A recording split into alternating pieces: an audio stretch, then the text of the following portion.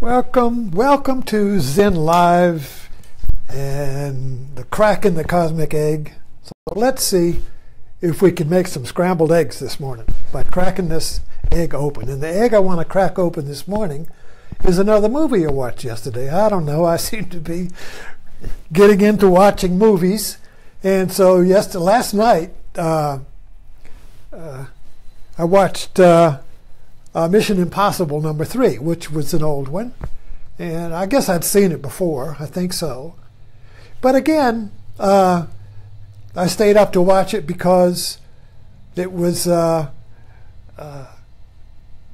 clicking into the theme that I've been working on and sharing with you, is the lion's roar of oneness.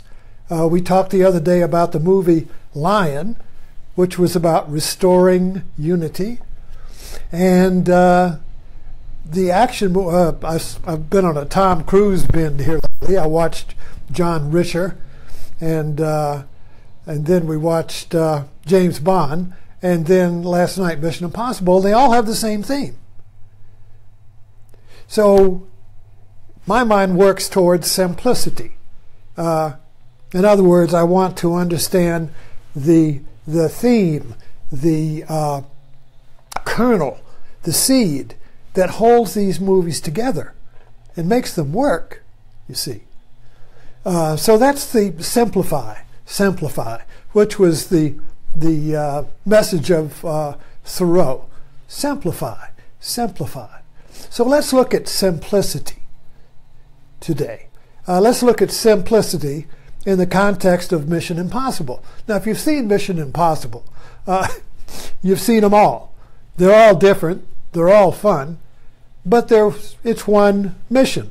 It's one plot that wraps itself in new context and more special effects and more excitement and everything.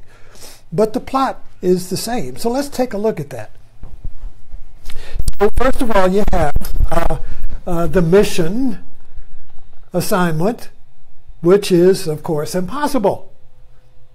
Now, naturally, human beings, what they are, we say, well,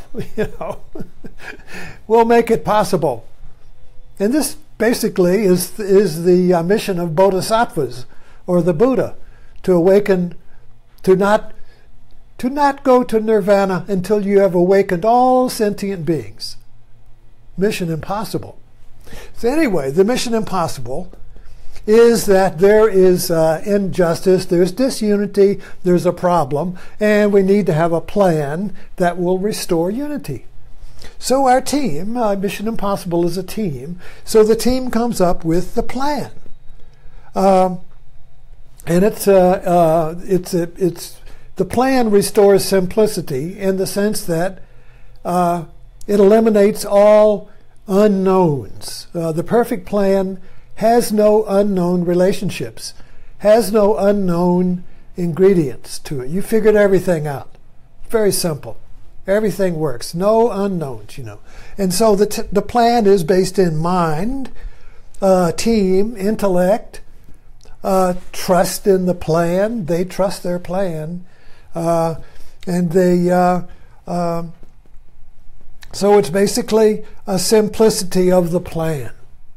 The one plan, even going to Mars, going to Moon, all these Western. This is a Western strength of the plan that will control and predict the future. So the plan is all based on CP, control and prediction of the future, and so they execute the plan.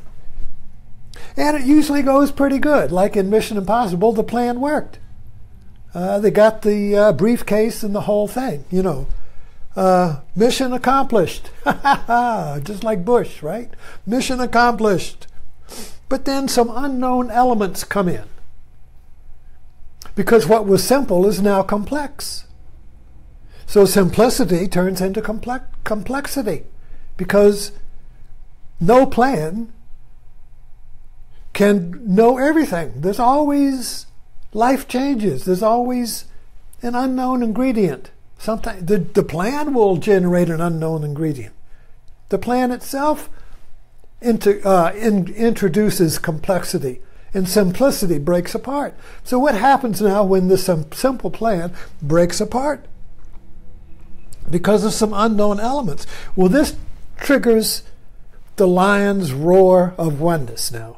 This triggers in the movie plan, when the plan falls apart, and because of the unknown elements that the plan couldn't predict. Why? Because life is changing. Life is not static. So no plan will include life, because life is changing, and the plan creates change. The plan creates the unknown changes, you see. So the plan can't include the unknown, because the plan can't include what it itself does. This is a marvelous revelation, is that your best made plans of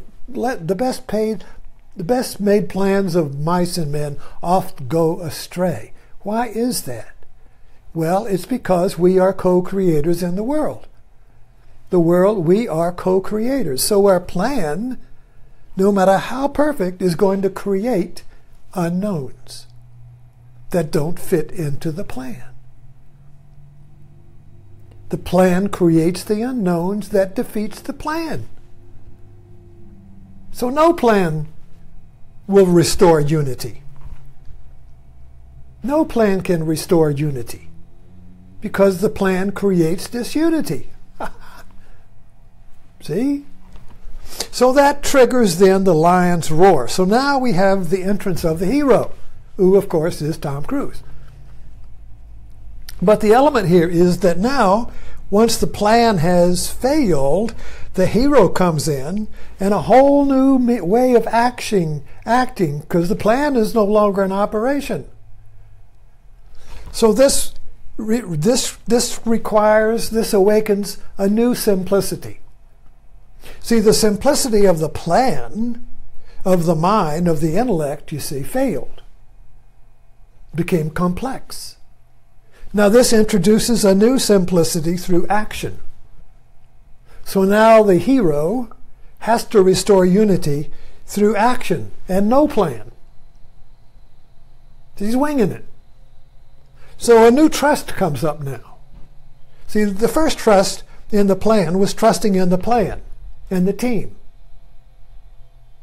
But now a new trust comes up, the lion's roar comes up, and this is trust through your intuition, trust through your instincts, trust in yourself.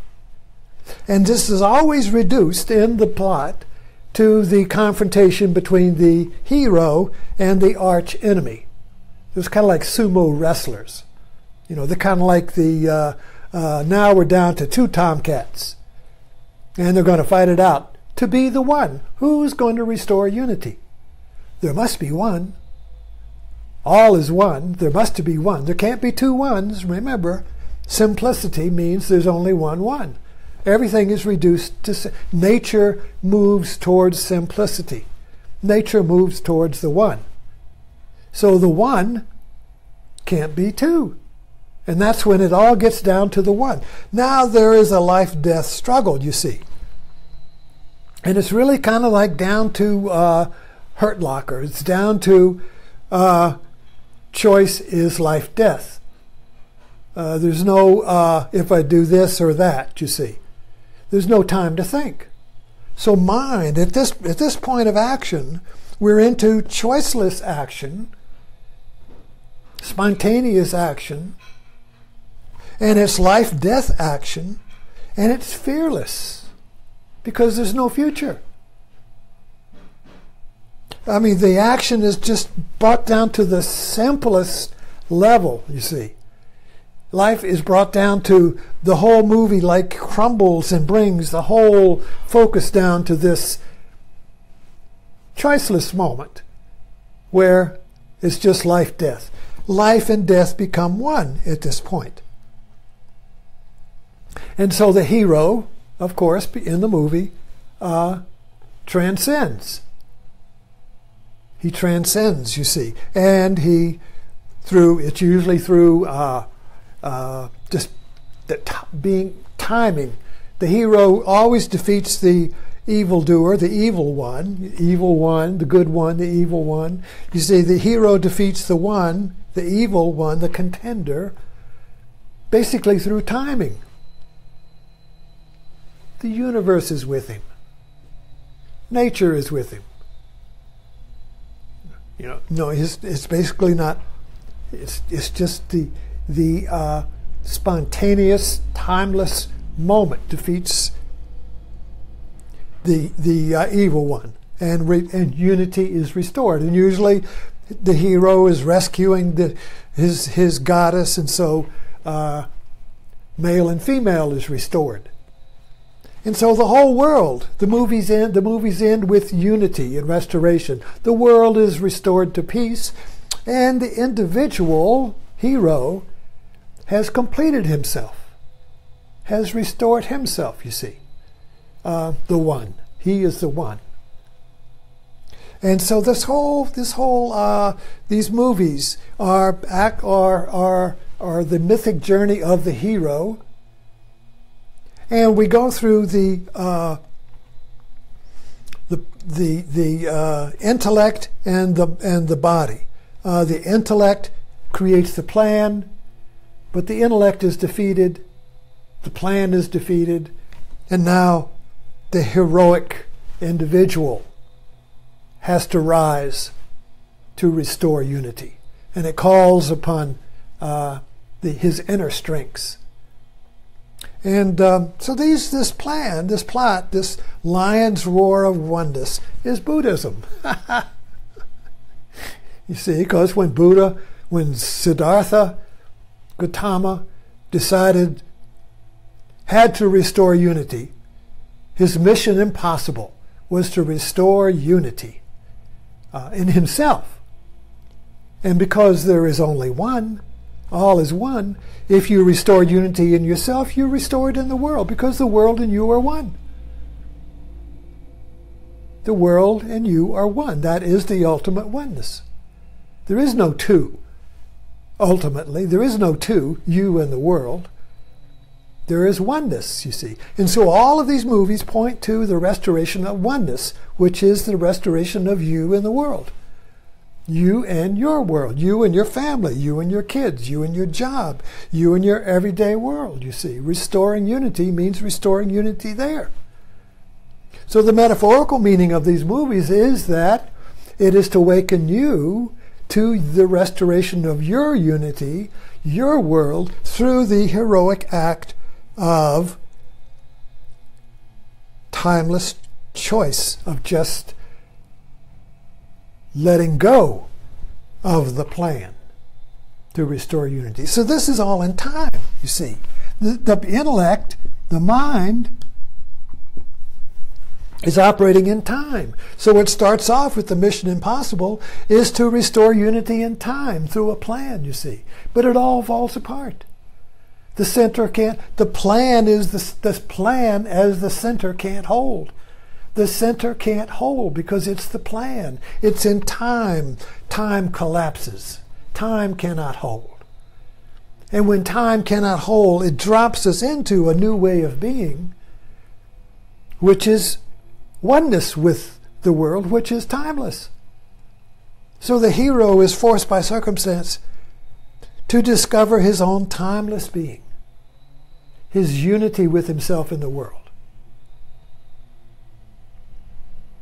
So anyway, let's stop with that. The lion's roar, which is the lion's roar of the Buddha, and it's also the lion's roar of Tom Cruise and James Bond and all the action heroes who restore unity by dropping out of time into the choiceless choice of life-death. It's one. It's not two. Remember? All is one. So life and death are not two. Life and death are one. So all of these movies bring the hero to that point where life and death is one. And that's the portal. That's the portal of, to make a leap to religion, that's the portal of the resurrection. So this in a way, these are spiritual movies about the crucifixion of time and the resurrection of our timeless being that is one with the world. So, okay, thanks for dropping in, and I'll see you this evening.